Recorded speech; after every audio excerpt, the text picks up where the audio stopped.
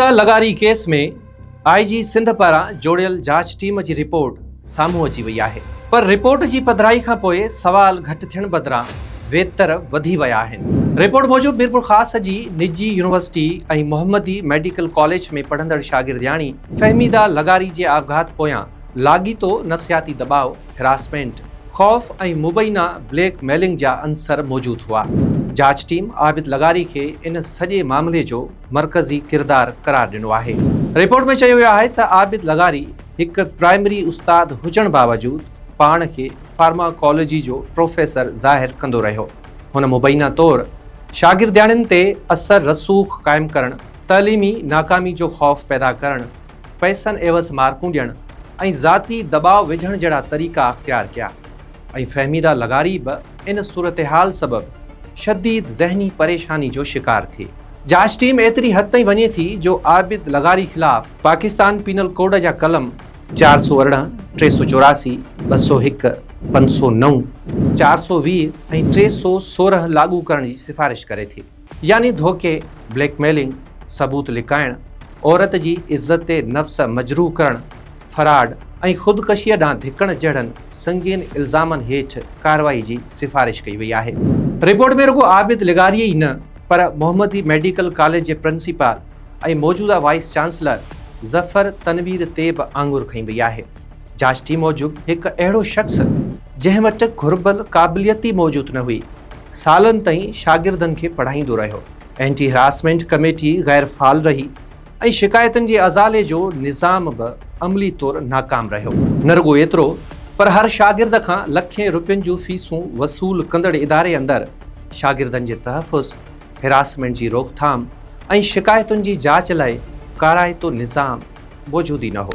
आख़िर कीअं हिकु अहिड़ो शख़्स जंहिंखे क्लास शेड्यूल में डॉक्टर आबिद लगारी लिखियो वेंदो हो, सालनि ताईं बिना क़ाबिलियत ऐं डिग्रियुनि जे शागिर्दनि खे पढ़ाईंदो रहियो। 12 में अपॉइंट डॉक्टर आबिद लगारी ई बी फार्मेसी है, सिंध यूनिवर्सिटी जामशोरो जो बी फार्मेसी, उनखे डॉक्टर करे फार्माकोलॉजी उनखां पढ़ाई पई वञे। 8 तारीख़ ते ई शहादत थी आहे, 9 तारीख़ ते उहो अवेलेबल हो तव्हांजे डिपार्टमेंट। 9 तारीख़ ते असां शाम जो तव्हां सभु हुया प्रोटेस्ट करे असां FIR कटी आहे। उन टाइम ते बि असां ते वॾो प्रेशर हुयो। साईं जिन हुया, साईं DIG साहब सां ॻाल्हायो त छो नथी FIR थिए, त DIG साहब प्रेशराइज़ पे कयो, ही तनवीर आलम इन्हनि जा नाला कढे छॾियो, सॼी मीडिया गॾु हुई, त असीं तव्हांजी FIR कटियूं था। पर हिते कहाणी में हिकु अहम मोड़ अचे थो।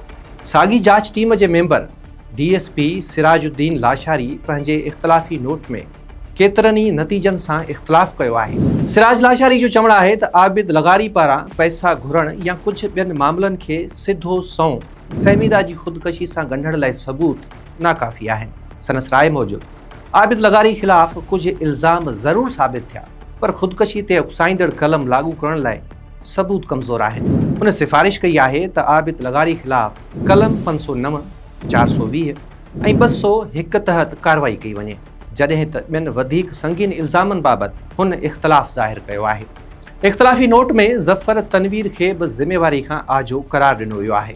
संदसि मौक़ुफ़ आहे त आबिद लगारी जी भर्ती ज़फ़र तनवीर जे अचण खां घणो अॻु थी हुई।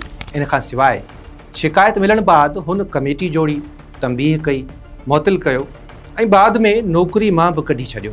हाणे सवाल इहो आहे त जॾहिं साॻी जांच टीम जा मेंबर बुनियादी नतीजनि ते ई मुतफ़िक़ न आहिनि, त पोइ अदालत में इहे इल्ज़ाम कीअं साबित थींदा? सिराज लाशारी जेको आहे सो हिकिड़ो टाइप जो कैरेक्टर आहे। उन हिकिड़ा अहिड़ा नोट ॾिना आहिनि जंहिं त बिल्कुलु हर शइ खां उनखे फारिग करे छॾियो आहे। ओके फारिग कयो आहे न, त पोइ ॾेई छॾियो असांखे कि उहो वीचारी चांटियो उमिरि अवाब चांटियो हुई, सभिनी खे तव्हां फारिग करे छॾियो। बाबा ठीकु आहे, सभु इनोसेंट आहिनि, कातिल त ॾियो।